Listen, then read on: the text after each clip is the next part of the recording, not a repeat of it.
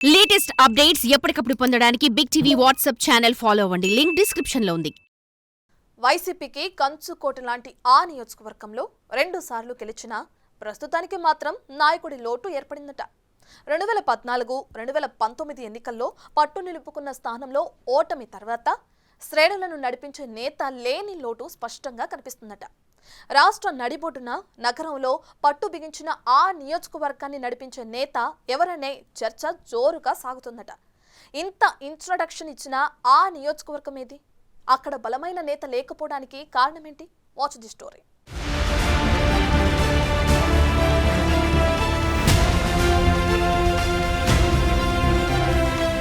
విజయవాడ పశ్చిమ వైసీపీలో నాయకత్వలేమి ఆ పార్టీ శ్రేణుల్ని ఆందోళనకు గురిచేస్తుందట. రాష్ట్ర విభజన తరువాత విజయవాడ పశ్చిమలో 2 సార్లు వైసీపీ జెండా ఎగురవేసిన ప్రస్తుతానికి నడిపించే నాయకుడు లేక ఆ పార్టీ శ్రేణుల్లో నైరాశ్యం నెలకొందట. గతేడాది సార్వత్రిక ఎన్నికల్లో వైసీపీ ఘోర పరాజయం పాలవటం, 2 పర్యాయాలుగా జరిగిన ఎన్నికల్లో వచ్చిన ఫలితాలకు భిన్నంగా బెజవాడ పశ్చిమ నియోజకవర్గంలో రిజల్ట్ రావడంతో ఆ పార్టీ భవితవ్యంపై చర్చ జోరుగా సాగుతుందట. నియోజకవర్గానికి వైసీపీకి కంచుకోటగా భావిస్తోన్న వేళ నియోజకవర్గంలో అతి సామాన్యుణ్ణి నిలబెట్టినా సీటు కైవసం చేసుకుంటామని భావించిన వైసీపీకి చివరకు నిరాశే మిగిలింది. దీంతో ఎన్నికల తరువాతైనా పార్టీకి పునర్వైభవం వస్తుందా అని ఆశగా ఎదురు చూస్తున్న వేళ నడిపించే నాయకుడు లేక నువ్వు లేక అనాథలం అన్నట్లుగా పరిస్థితి మారిందనే టాక్ నడుస్తోంది. నియోజకవర్గంలో మారుతోన్న సమీకరణాల నేపథ్యంలో వైసీపీ నేతలను ఏకతాటిపైకి తెచ్చే నాయకుడు ఎవరూ లేరని పార్టీ శ్రేణులు ఆవేదన వ్యక్తం చేస్తున్నాయట.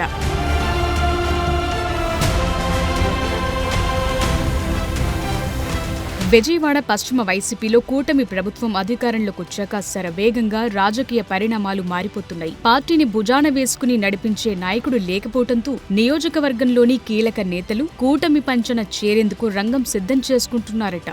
ఇప్పటికే వైసీపీకి చెందిన 8 మంది కార్పొరేటర్లు స్థానిక ఎమ్మెల్యే సుజనా చౌదరితో భేటీ కావటం పశ్చిమ వైసీపీని ఓ కుదుపు కుదిపింది. దీంతో ఆ 8 మందిని బుజ్జగించి పార్టీని భుజాన వేసుకునే స్థాయి నేతలు లేరంటూ వార్తలు గుప్పమంటున్నాయి. ఎవరికి వారే యమునా తీరే అన్నట్లుగా వ్యవహారం మారిందని ఆ పార్టీ నేతలు ఆందోళన వ్యక్తం చేస్తున్నారట. ఇదే పరిస్థితి కొనసాగితే వచ్చే ఎన్నికల్లో ఎలా ముందుకెళ్లాలో తెలియటం లేదని శ్రేణుల్లో చర్చ సాగుతుందట.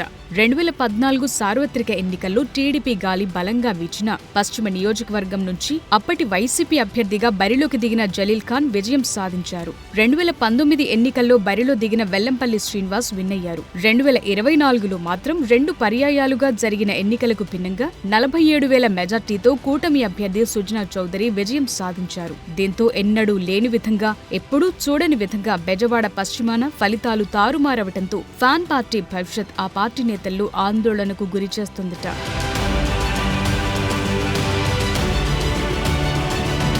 ఇదంతా ఒకెత్తైతే పశ్చిమ వైసీపీకి నాయకుడు ఎవరనేది పార్టీ నేతలను వేధిస్తోన్న ప్రశ్నగా మారింది. ఒకవైపు పార్టీ ఫిరాయింపులు, మరోవైపు కేసుల భయంతో వైసీపీ నేతలంతా అడుగు బయటపెట్టలేని పరిస్థితి నెలకొందట. ప్రస్తుతం నియోజకవర్గంలో అభ్యర్థిగా బరిలో నిలిచిన ఆసిఫ్, మేయర్ భాగ్యలక్ష్మి ఎన్నికల ముందు జనసేన నుంచి వైసీపీలోకొచ్చిన పోతిన మహేష్ కీలకంగా ఉన్నారు. ఇదే నియోజకవర్గానికి చెందిన మాజీ మంత్రి వెల్లంపల్లి శ్రీనివాస్ ప్రస్తుతం సెంట్రల్ నియోజకవర్గ ఇన్ఛార్జిగా ఉన్నారు. ఈ నేపథ్యంలో ఆయన మరోసారి ఇక్కడికొస్తారు వస్తారా లేదా అనే చర్చ జోరుగా సాగుతోందట. నియోజకవర్గంలో అభ్యర్థిగా బరిలో నిలిచిన ఆసిఫ్, మేయర్ రాయన భాగ్యలక్ష్మి ఇద్దరూ సౌమ్యులుగా పేరు తెచ్చుకున్నారట. పశ్చిమలో నెలకొన్న తాజా రాజకీయ పరిణామాల నేపథ్యంలో వీరిద్దరూ పార్టీ బాధ్యతను భుజాన వేసుకుని నడిపించే అవకాశం లేదని సొంత పార్టీలోని అభిప్రాయం వ్యక్తమవుతోందట.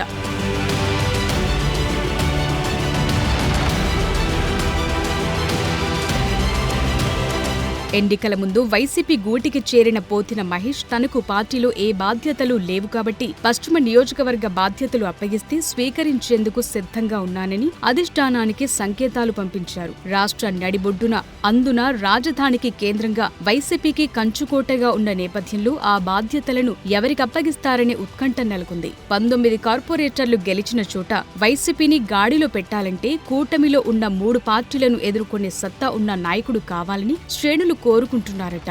నియోజకవర్గంలోని అటు మైనార్టీలు, ఇటు బీసీలను కలుపుకుని వెళ్లటం సహా కూటమి పార్టీ వ్యూహాలకు చెక్ పెట్టే వారిని నియమించాలనే వాదనలు తెరపైకొస్తున్నాయి. ఇలాంటి తరుణంలో పార్టీ అధినాయకత్వం ఎలాంటి నిర్ణయం తీసుకుంటుందోననే చర్చ జోరుగా సాగుతోంది.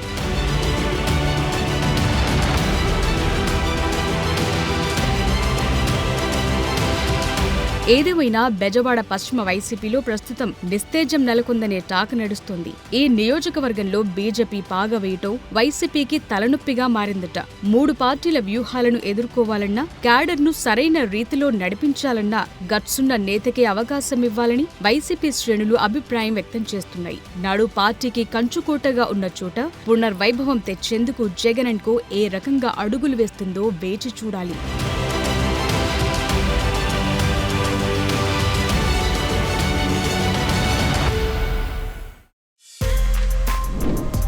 For more videos like this, subscribe Big TV channel.